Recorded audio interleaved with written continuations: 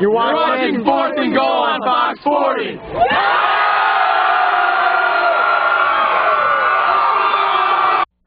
Well, that's a great welcome back, straight from V-Town, as they had painted across their chests. And Jeremy, there was a lot riding on that game between UE and Vestal this week, as an 0-2 Union Endicott team desperately needed a win. And it wasn't going to be easy. The Tigers crossed the Susquehanna into 2-0 Vestal territory to take on a Golden Bears squad averaging close to 40 points a game this year. The Battle of Susquehanna brought to you by this week's sponsor, Shortline Coach USA, Visions Federal Credit Union, Mando Books, Lord's Hospital, Endicott Tire Service Center, and Matthews Auto Group. First quarter action, Golden Bears offense just stymied in this one, but their defense picking up the slack. Joey Orlando going up top to CJ Kroyak on 4th and 2, but it's broken up by Jake Spillane. The Bears take over. Next UE drive, Tigers sticking to the ground. Sammy Davis Jr. far sideline, but he's stripped by Andrew O'Hara. Golden Bears still no offensive production though. 4 seconds left in the quarter. Orlando to the air again, but this time it's Mike Osinski coming down with the pick at the horn. We end the first with no score. To the second quarter we go. The fans in the stands hoping their Golden Bears could make something happen before the break. And with less than 4 minutes left in the half, Nick Wegman nowhere to go, but luckily gets out of trouble with that flip ahead to Austin Beck. He runs 20 yards, gets the first down, and so the Golden Bears are threatening. And then Wegman this time decides to air it out. 24-yard pass to Justin Dennis. That finds the end zone. It's 6-0 home team after a failed 2-point conversion, but plenty of time left for the Tigers. Sammy Davis to the outside. He's brought down inside the 10. And then Davis again, and if it ain't broke, don't fix it. This time he gets into the end zone.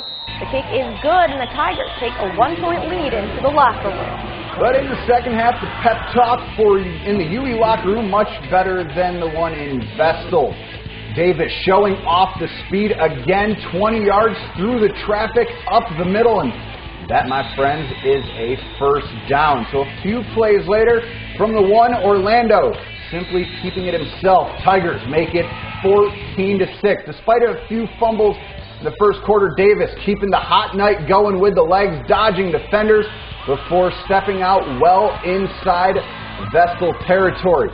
And then Orlando getting it done through the air. The short screen pass to CJ Kroyak to dive into the end zone. UE with a 20-6 lead after 3.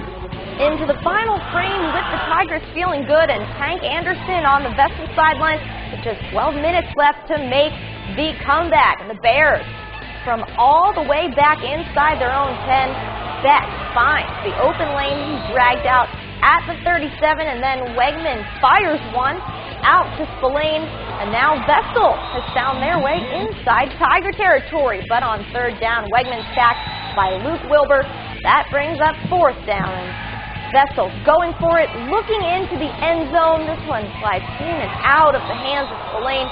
The Tigers, without a safety and a TD, they win 29-6. Here's Jeremy with more on our game of the week.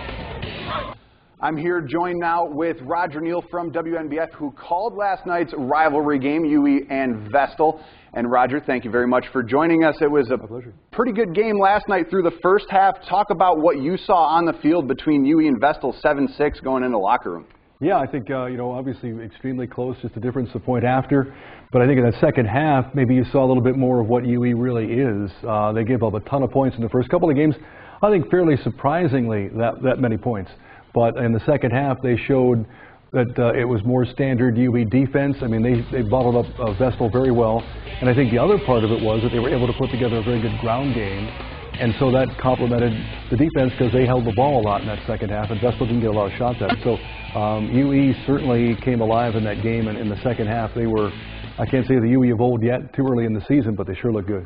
And a couple of big games for UE. Early in the season, a loss to CBA in the Dome, and then a tough loss to Elmira. As you mentioned, they looked like they gave up a couple more points than a lot of people thought they were going to. But how nice do you think it is for this Tigers coaching staff, head coach Tom Bellino in his first year, to get his first win of his head coaching career against Vestal? Well, I think it's huge because that's a game that fans can go back decades into the history books and remember great games and the rivalry that's developed over the years and continues. So I think if you're going to get a victory, and unfortunately for UE, they were 0-2 going in, that's the one you want to get. It's a good start for them now as they play teams closer to home. And I think that, again, it remains to be seen as we get down through the bulk of this season, but they sure look awfully tough. And they've got such a good ground game to go with Orlando's passing that they're going to be tough to handle this next 4 or 5 games. And as you mentioned, that ground game due in large part to the swift feet of Sammy Davis Jr. What did you see from him that you liked last night? I think he's a tremendous runner. We saw a lot of him, of course, last year until he went down and got injured. And there's always concern when you have that type of an injury to a leg or a foot or an ankle that they're going to be able to come back and have the strength and agility that they had before. He's better. He's tremendous, and I think he's one of the premier, just what I saw last night and based on what I saw last year, he's one of the premier running backs in Section 4 without a doubt. Now, you can debate who may be better than a couple other guys, but he's certainly among the top. And I think that he's got some pretty good size, but just the speed. I wasn't as amazed at him getting to the corner because I've seen that in him before. He ran between the tackles very well. He was very tough to bring down. So I think that combination, speed that he has and some pretty good power, he's going to be one of the premier runners in the whole section. And how important is that to have a weapon like that, especially coming off as serious an injury as his broken ankle last year? Well, I think any team that's going to go far has to have some kind of a running game, running attack. Joey Orlando is very good. He's got outstanding receivers, C.J. Krowiak and Nick Yasenski, outstanding. But again, you've got to have the running attack, and he's the guy that can carry the bulk of that. And so they can come down and just pound the ball on the ground with him if they have to. They can go 2 tight ends, whatever they have to do, if they don't want to put the ball in the air that much. So I think that's a very effective part of their game. It's kind of like the old UE look. They'll throw the ball well when they have to. But again, the ground game, the tough play up front, we saw that come together last night.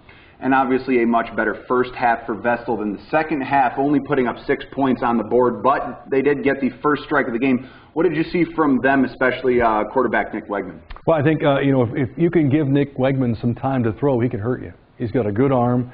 A key, I think, to the whole season for Vestal, they've got to provide offensive line blocking for him.